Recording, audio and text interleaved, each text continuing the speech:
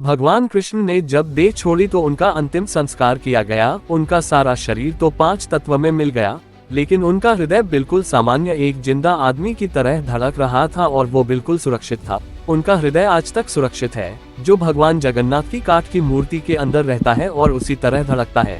ये बात बहुत कम लोगों को पता है। महाप्रभु का महारहस्य सोने की झाड़ू से होती है सफाई।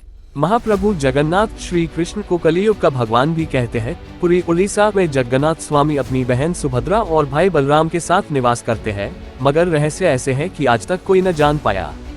हर 12 साल में महाप्रभु की मूर्ति को बदला जाता है। उस समय पूरे शहर में ब्लैकआउट किया जाता है, यानी पूरे शहर की लाइट बंद की जाती है। लाइट बंद होने के बाद मंदिर परिसर को CRPF की सेना चारों तरफ से घेर लेती है। उस समय कोई भी मंदिर में नहीं जा सकता। मंदिर के अंदर घना अंधेरा रहता है। पुजारी की आंखों में पट्टी बंधी होती है। पुजारी के हाथ में दस्ताने होते हैं।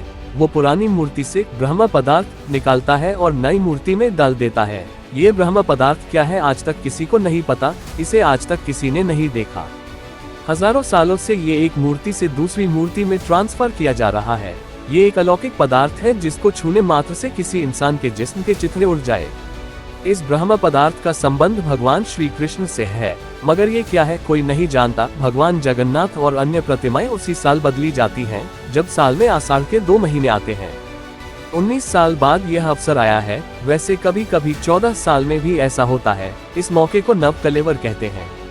मगर आज तक कोई भी पुजारी ये नहीं बता पाया कि महाप्रभु जगन्नाथ की मूर्ति में आखिर ऐसा क्या है।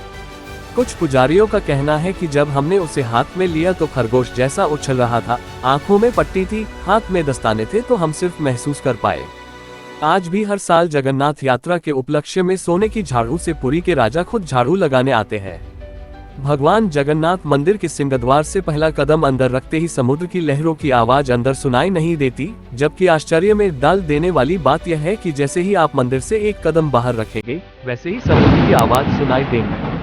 आपने ज्यादातर मंदिरों के शिखर पर पक्षी बैठे उड़ते देखे होंगे, लेकिन जगन्नाथ मंदिर के ऊपर से कोई पक्षी नहीं गुजरता। झंडा हमेशा हवा की उल्टी दिशा में लहराता है। दिन में किसी भी समय भगवान जगन्नाथ मंदिर के मुख्य शिखर की परछाई नहीं बनती। भगवान जगन्नाथ मंदिर के 45 मंजिला शिखर पर स्थित झंडे को रोज बदला जाता है। ऐसी मान्यता है कि अगर एक दिन भी झंडा नहीं बदला गया तो मंदिर 18 सालों के लिए बंद हो जाएगा।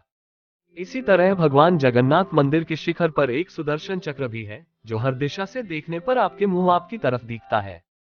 भगवान जगन्नाथ मंदिर की रसोई में प्रसाद पकाने के लिए मिट्टी के 7 बर्तन एक दूसरे के ऊपर रखे जाते हैं, जिसे लकड़ी की आग से ही पकाया जाता है। इस दौरान सबसे ऊपर रखे बर्तन का पकवान पहले पकता है। भगवान जगन्नाथ मंदिर में हर दिन बनने वाला प्रसाद भक्तों के लिए कभी कम नहीं पड़ता, लेकिन हैरान करने वाली बात यह है कि जैसे ही मंदिर के पट बंद होते हैं, वैसे ही प्रसाद भी खत्म हो जाता है। और भी कितनी ही आश्चर्यजनक चीजें हैं। हमारे सनातन धर्म की जय हो। सनातन धर्म की जय। श्री जगन्नाथ जी की जय।